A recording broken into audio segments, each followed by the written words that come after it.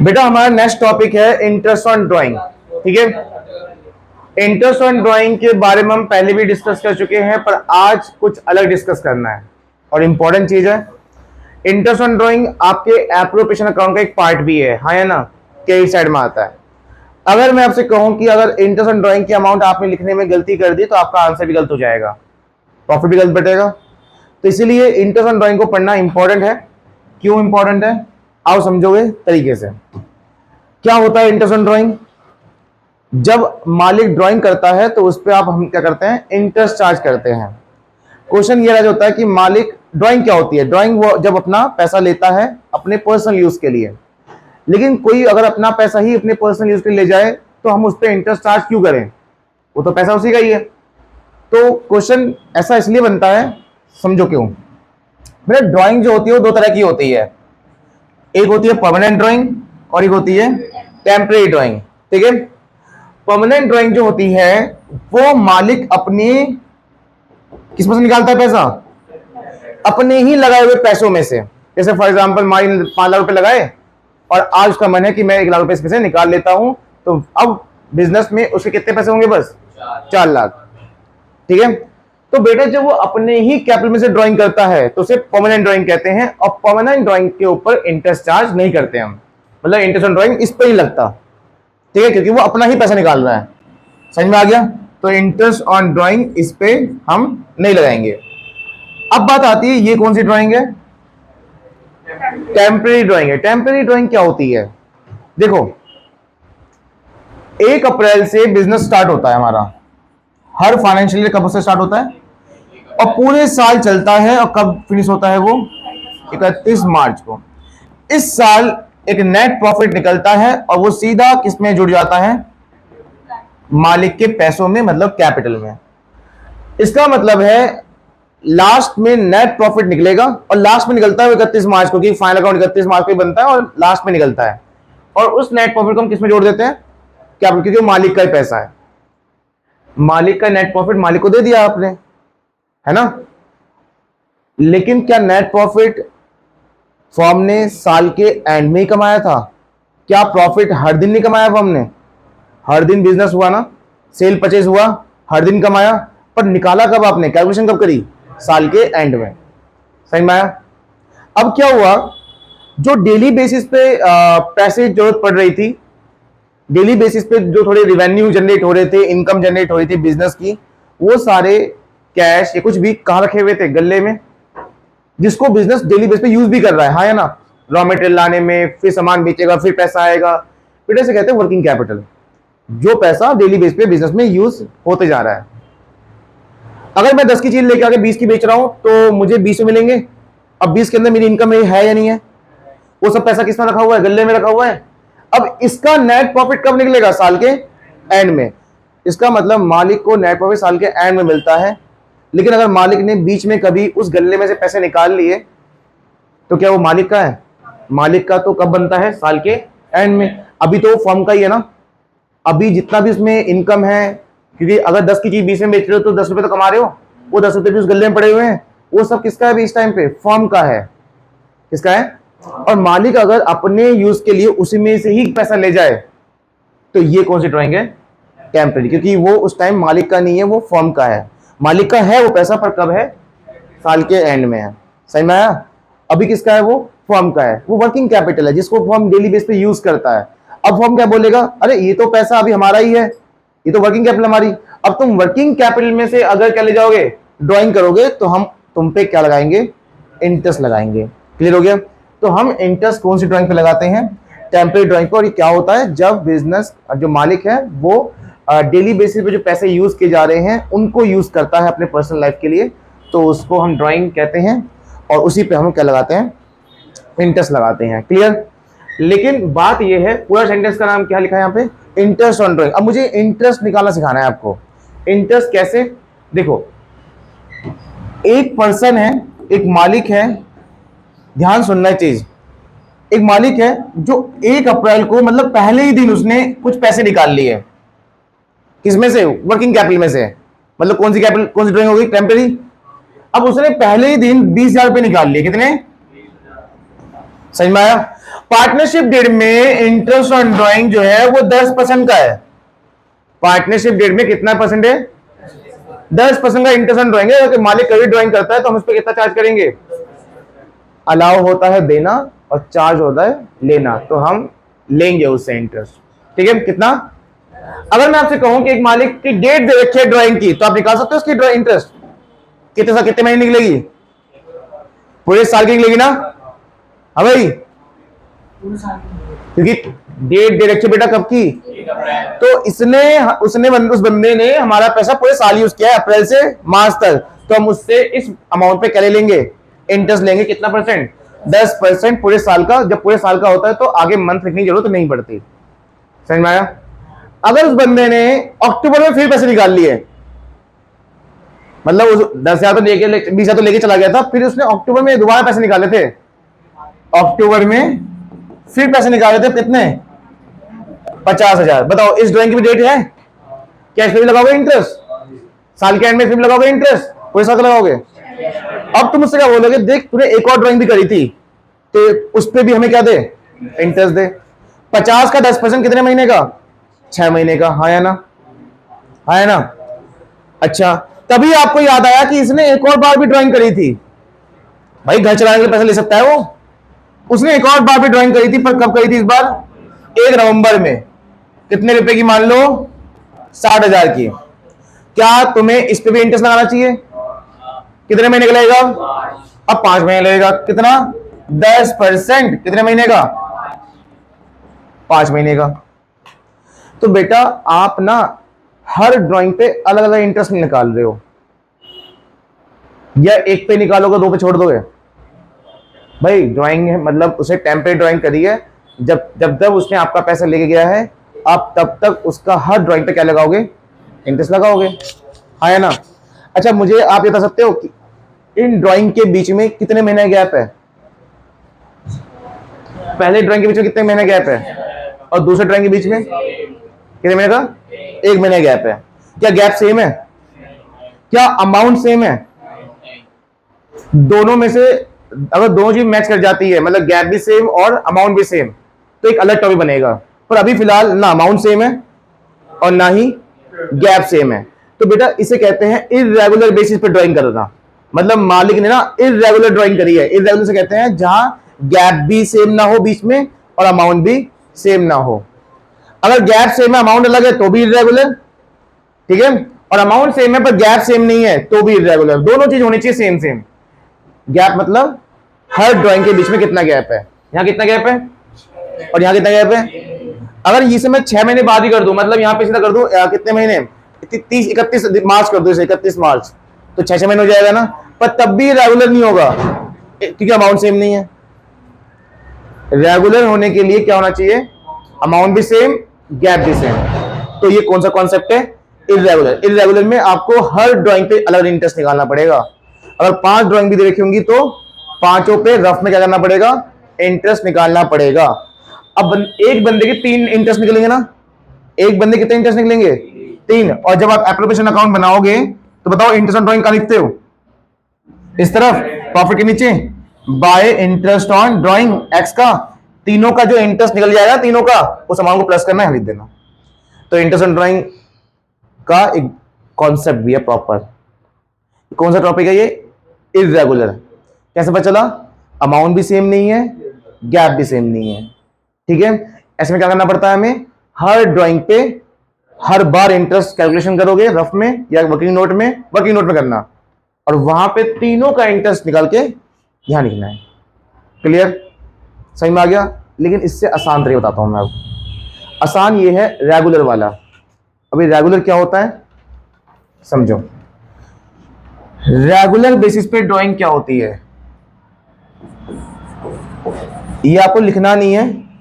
ठीक है, ये वाला पार्ट आपको लिखना नहीं है, सीधा क्वेश्चन करेंगे, समझ लो। यहां पे रेगुलर बेसिस पे कोई ड्राइंग होती है तो कैसी दिखती है और कैसे पता लगाओगे आप? एग्जाम्पल कि एक पार्टनर है, जिस बंदे ने 1 अप्रैल को पैसा निकाला, कितना निकाला? 1 महीने बाद, अप्रैल के बाद क्या आता है? 1 मई को उसने फिर से पैसा निकाला। 1 मई को फिर से पैसा निकाला, कितना? 10,000। फिर इसने दोबारा पैसा निकाला 1 जून में, कितना? 10,000। 1 जुलाई में, कितना? और ये ऐसे ही वो चलता रहा लास्ट तक। मतलब लास्ट में कब निकालेगा? 31 मार्च, 1 मार्च को। कब निकालेगा? क्या मुझे कोई ये बता सकता है कि उसने कितनी बार निकाला होगा पैसा? 12 निकाला होगा ना। अप्रैल से मार्च तक 12 महीने होते हैं, तो 12 बार निकालेगा पैसे। है ना? है ना? अब ये बताओ, इस पे अगर तुम इंडिविजुअली इंटरेस्ट निकालते हो, हर अमाउंट का अलग निकालते हो, जैसे पहले निकाला था हमने, तो इसको कितने महीने निकालोगे? इसको 11 महीने का। और इसको भाई मैं तुमसे कहूं कि बच्चों इस पे इंटरेस्ट निकाल रखो, सिर्फ इस पे अमाउंट पे, तो आप क्या करोगे? 10%। जब 12 महीने निकालते हो कुछ नहीं करते। बच्चों इस पे इंटरेस्ट निकाल के दिखाओ, तो तुम क्या बोलोगे? ये तो मई से है, अप्रैल तो नहीं यूज किया, वो पैसा कब लगेगा हमारा? मई से। तो मई से मार्च तक लगाएंगे तो कितने महीने होंगे? 11 महीने। सॉरी 10% कितने महीने का? 11 महीने, है ना? और इस पे लगेगा कितने महीने का? 10% कितने महीने का? बेटा ऐसे तो बहुत लंबा नहीं बैठ जाएगा फिर, मतलब हमें 12 बार करना पड़ेगा ना, क्योंकि 12 बार ड्राइंग करी है इसने अप्रैल से लेकर मार्च, तो ये तो बहुत ज्यादा लॉन्ग क्वेश्चन हो जाएगा। तो इससे बचने के लिए एक तरीका है आपके पास, बहुत शॉर्ट तरीका। इसे हम कहते हैं इंटरेस्ट ऑन ड्राइंग कैलकुलेशन करना। कौन से बेसिस पर? रेगुलर बेसिस पर। तो उसका फॉर्मूला होता है total amount of drawing, total amount of drawing into rate जो परसेंटेज है, divided by into average period. Average period यही है important, divided by 12, divided by. अब देखो, अगर आप इंडिविजुअल निकालोगे जो आंसर आएगा उसको वही आंसर आप शॉर्ट में ऐसे निकाल सकते हो। तरीका कौन सा अच्छा है? ये वाला। अभी कैसे करना है देखो, सबसे पहले मुझे बताओ ड्राइंग टोटल कितनी होगी पूरे साल की? 12,000, 1,20,000। हर महीने कितनी है? 10,000, तो कितनी हो जाएगी? 1,20,000। क्या रेट दे रखा था? Into average period divided by. अब ये है सीखने वाला चीज, एवरेज पीरियड कैसे निकालोगे? क्योंकि क्या सभी का पीरियड सेम है? नहीं, इसका 12 महीने का, इसका 11 महीने का, 10 महीने, फिर अगले वाले का 9 महीने, फिर अगले वाले का 8 महीने। लेकिन हमें सबका एक एवरेज निकालना है, वो कैसे निकलेगा? तो उसको निकालने के लिए आओ सीखो, तरीके सीखना। ये बहुत इंपॉर्टेंट सिखा रहा हूं मैं, बहुत इंपॉर्टेंट चीज। ये सीख गए तो लाइव झिंगा लाला, ये सीख डाला तो लाइव झिंगा लाला। ठीक है, आओ सीखो एवरेज पीरियड कैसे निकाला जाता है। एवरेज पीरियड कैसे निकालोगे? फॉर्मूला टाइम आफ्टर या मंथ आफ्टर फर्स्ट विड्रॉल। क्या मतलब इस लाइन का? पहली बार जब ड्राइंग करी थी उस बंदे ने, उसके बाद कितना मंथ बचे साल खत्म होने में? बताओ, उसने पहली बार कब निकाला था ड्राइंग? 1 अप्रैल। 1 अप्रैल से 31 मार्च तक कितने महीने बचे हैं? पूरे 12 महीने, हाँ है ना? तो यहां 2 12, ये पूरा सेम है अब तक। अब यहां क्या आएगा? Time after last withdrawal. बताओ उसने आखिरी बार कब निकाला होगा पैसा? 1 मार्च निकाला होगा ना। उससे कितने महीने बचे? पूरा महीना बचा हुआ है मार्च का। 1 मार्च निकाला उसने हर एक तारीख को निकाला था, हर एक तारीख को। तो लास्ट कब निकाला होगा? बोलो 1 मार्च। कितने महीने बचे? 1 महीना बचा है ना। पहले 2 + 1 कितना आएगा? ये 6.5। तो यहां पे 2 6.5 आपका आंसर आ जाएगा। और यही आंसर कहां लिखना है आपको? एप्लीकेशन अकाउंट में। और ये एमसीक्यू में भी आता है। समझ में आया? अभी आपको इजी लग रहा है? अगर आपने समझा है तो अब लेवल बढ़ाते हैं। पहले तो एकदम अच्छे समझ में आ गया। ये इस क्वेश्चन में क्या था? इस क्वेश्चन में एक मालिक है जिसने ड्राइंग करी है। कब करी? बस इतना था तो मुझे हर एक तारीख से बोलते हैं बिगिनिंग ऑफ द मंथ। क्या? Beginning of the month. ठीक है, कि हर महीने के स्टार्टिंग में निकाला है, तो कितनी बार निकाल सकता है पैसा वो? 12 बार। इसलिए हमने 12 मल्टीप्लाई कैसे कर दी? उसके ड्राइंग से 10,000 पे निकाले थे, 12 मल्टीप्लाई कर दी, कितने को? 1,20,000।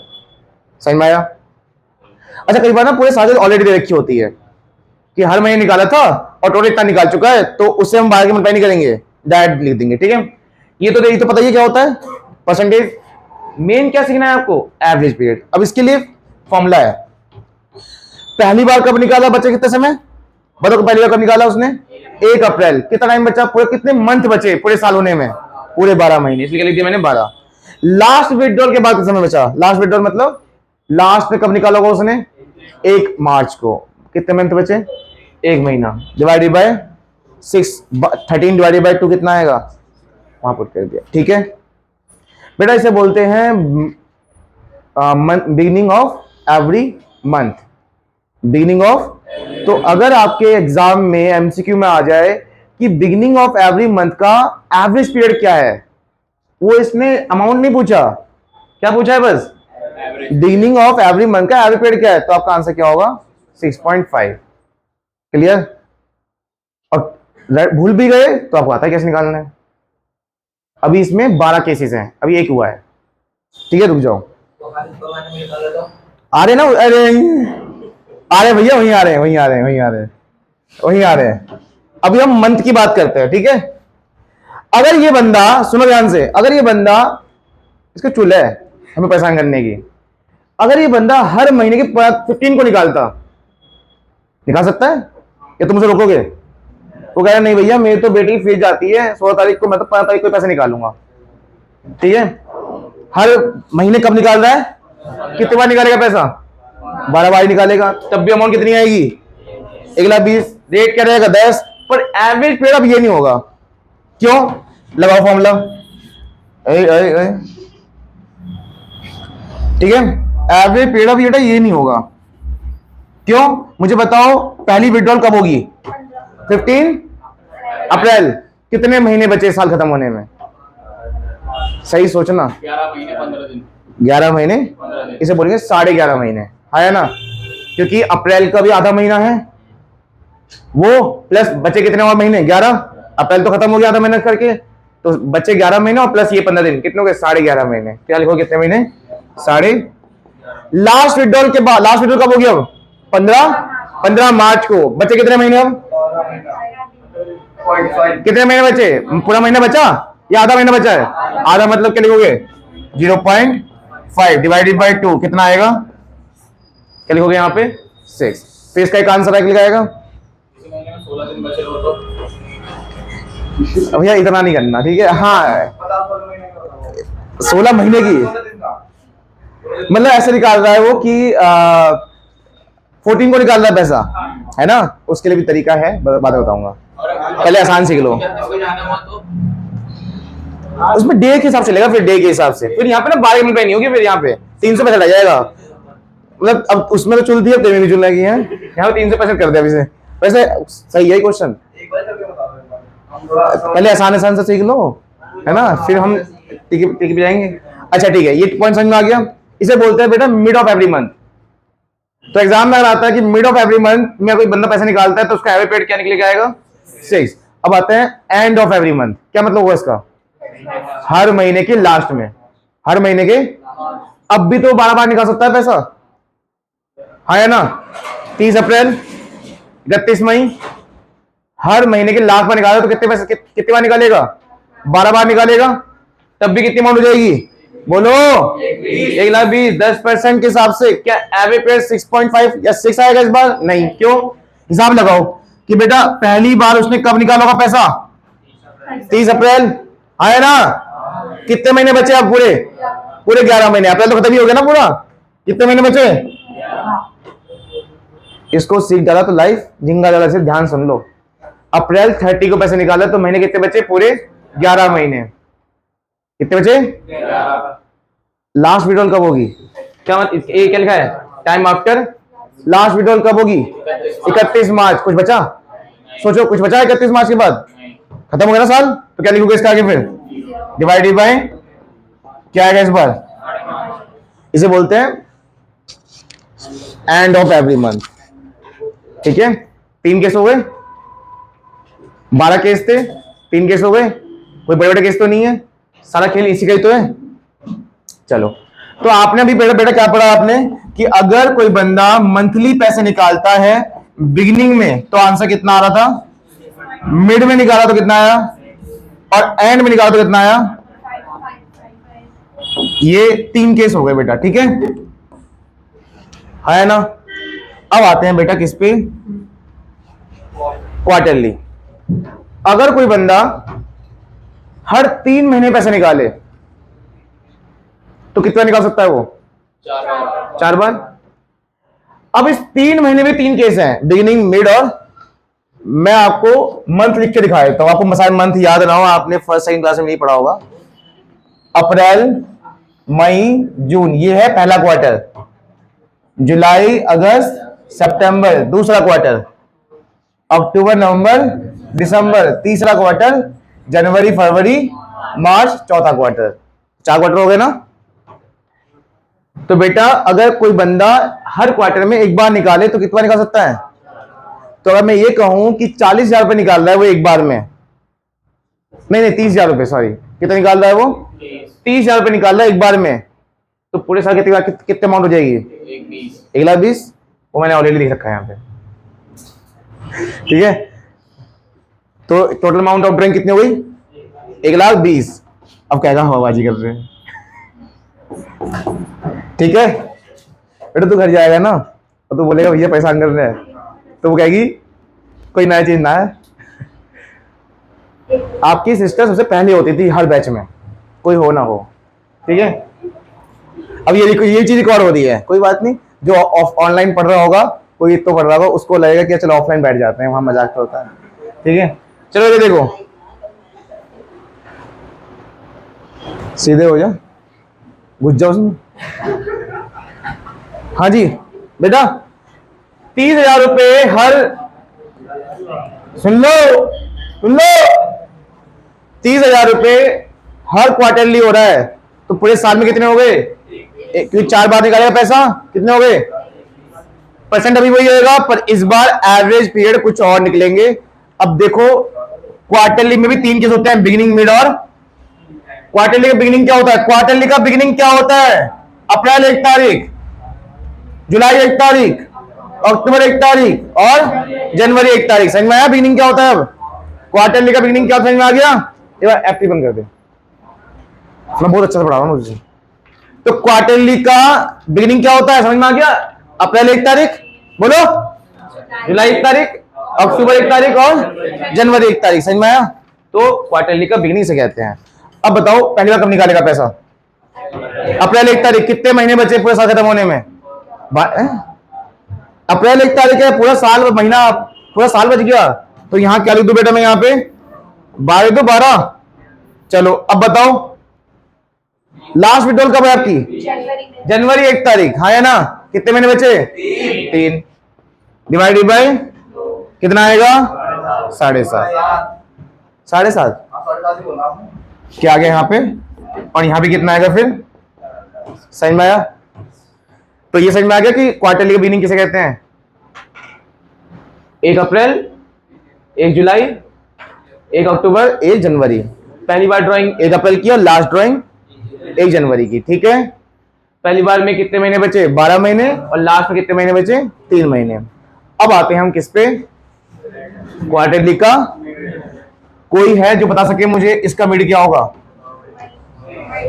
ये 90 दिन है, 30 90 दिन का आधा कितना होता है, 45 कहां होगा बताओ, 15 मई, यहाँ 15 अगस्त, यहाँ 15 नवंबर, यहाँ 15 फरवरी। क्लियर हो गया। तो हर मिड क्वार्टर का मिड क्या होता है, 1.5 महीने बाद। हर क्वार्टर कितना होता है, 3 महीने, 3 महीने का आधा कर दो, 1.5। अब बताओ इस बार भी तो 4 बार निकालेगा पैसा, तब भी अमाउंट कितनी हो जाएगी, 1,20,000। पर एवरेज पीरियड के हिसाब से पहली डेट क्या होगी उसकी, 15 मई के बाद कितने समय बचे, 10.5, क्योंकि मई का आधा वो, और ये सारे कितने महीने बचे हैं, 10 महीने बच गए। तो 10 ये महीने और उसका आधा कितना हो गए, 10.5। तो 10.5 लिख दो यहाँ पे। और कोई आएगा सोच रहा है क्या, लास्ट विड्रॉल कब होगी इसकी, 15 फरवरी के बाद, 1.5 महीना बच गया। कितना आएगा 6, यहां 6 लिख देना। किसी को दिक्कत है इस पॉइंट में? नहीं। अब कौन सा पॉइंट आएगा? क्वार्टरली का। इस बार भी कितने बार निकालेगा पैसे? 4 बार, क्योंकि देखो एंड अब यहां होगा मई, अप्रैल, मई, जून लास्ट, सितंबर लास्ट, दिसंबर लास्ट और मार्च लास्ट। तब भी 4 बार हो रहे हैं ना। अमाउंट कितनी हो जाएगी? 1,20,000। लेकिन क्या निकालेंगे अब इसका? एवरेज टाइम पीरियड निकालें। पहली बार ड्राइंग कब है बताओ? लास्ट जून। कितने महीने बचे अब उसके बाद? 9 मंथ बच गए। लास्ट विड्रॉल कब होगा? बोलो, बचे कुछ? प्लस 0 डिवाइड बाई 2 कितना आएगा? 4.5। ठीक है। अब आते हैं हम